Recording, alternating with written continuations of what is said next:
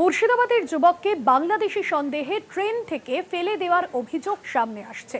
বাংলাদেশি সন্দেহে ট্রেন থেকে ফেলে দেওয়ার অভিযোগ মুর্শিদাবাদের যুবককে, এবং ইতিমধ্যেই এই ঘটনায় চাঞ্চল্য তৈরি হয়েছে। বাংলাদেশি সন্দেহে আমরা দেখেছি একাধিকবার যে সাধারণ মানুষজন তারা বিভিন্ন সময় অত্যাচারের শিকার হয়। মুর্শিদাবাদের যুবককে বাংলাদেশি সন্দেহে ট্রেন থেকে ফেলে দেওয়ার অভিযোগ।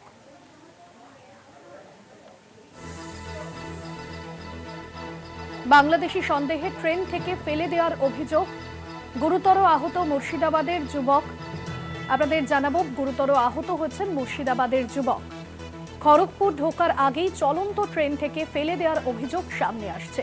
গুরুতর আহত হয়েছেন ওই পরিযায়ী শ্রমিক। খড়গপুর ঢোকার আগে চলন্ত ট্রেন থেকে ফেলে দেওয়ার অভিযোগ। পরিচয়পত্র দেখিয়ে রেহাই মেলেনি। রহস্য ঘনাচ্ছে ঘটনার নেপথ্যে।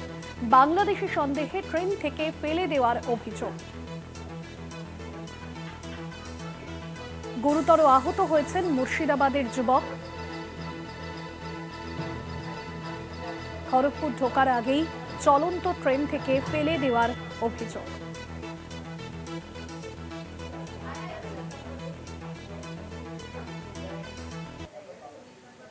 হয়েছে কি যে আমাকে ভেবেছে ওরা বাংলাদেশি।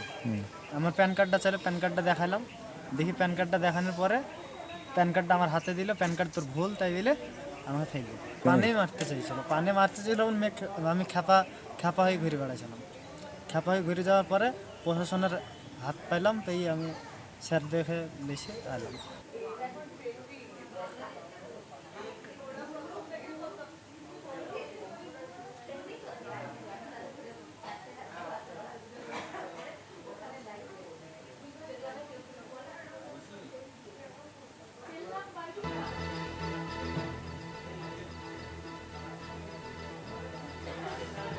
কল্যাণ রয়েছেন আমাদের প্রতিনিধি ফোন লাইনে। কল্যাণ, বাংলাদেশি সন্দেহে ট্রেন থেকে ফেলে দেওয়ার অভিযোগ, কি অভিযোগ করছেন ওই যুবক? আসলে এরকমটাই অভিযোগ করেছে মুর্শিদাবাদের মানারুল শেখ নামে এক পরিযায়ী শ্রমিক। সে গতকালকে ব্যাঙ্গালোর থেকে হাওড়া যাচ্ছিল, সেই সময় খড়গপুর স্টেশন ঢোকার আগে মেদিনীপুরের যে এলাকা রয়েছে, বেল্লা থানা এলাকা রয়েছে, সেখানে কয়েকজন যুবক তাকে বাংলাদেশি সন্দেহে তার সঙ্গে তর্ক বাধায়। এরপরে নিজের প্যান কার্ড দেখায় মানারুল, কিন্তু মানারুলের বক্তব্য, মানারুলের দাবি যে প্যান কার্ড ভুয়ো বলে তাকে ট্রেন থেকে ফেলে দেওয়া হয়। এরপরে সে জঙ্গলের মধ্যেই পড়েছিল। এলাকার কিছু মানুষ তাকে দেখতে পেয়ে বেল্লা থানার পুলিশকে জানায়। এরপরে বেল্লা থানার পুলিশ তাকে উদ্ধার করে স্থানীয় হাসপাতালে এবং থানাতে নিয়ে যায়।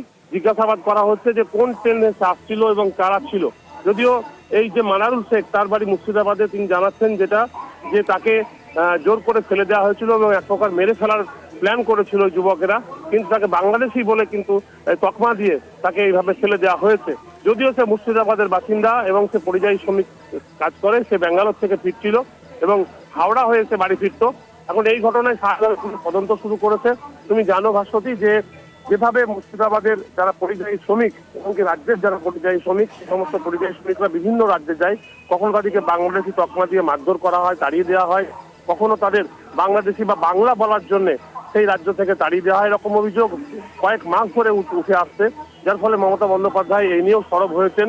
এবং যারা এভাবে ঘুরে চলে আসছে তারা কিন্তু প্রত্যেকেই জানাচ্ছে যে শুধুমাত্র বাংলা বলার জন্য এবং বাংলাদেশি সন্দেহে তাদেরকে তাড়িয়ে দেওয়া হচ্ছে। যদিও তাদের ভোটার কার্ড, আধার কার্ড সমস্ত কিছুই বৈধ রয়েছে এবং এসআর যে প্রক্রিয়া শুরু হয়েছিল তাতে কিন্তু তারাও আবেদন করেছিলেন, ফর্ম ফিল আপ করেছিলেন এবং তাদেরও নাম ভোটার তালিকায়, খসড়া তালিকায় পাওয়া গেছে। সুতরাং তারা জানাচ্ছেন যে তারা যদি বাংলাদেশি হবে তাহলে তাদের এভাবে কি করে তাদের নাম ভোটার কার্ডে থাকে, আধার কার্ডে থাকে। এবং এই মানারুল শেখ সে আহত হয়েছেন, তার হাতে পায়ে চোট লেগেছে।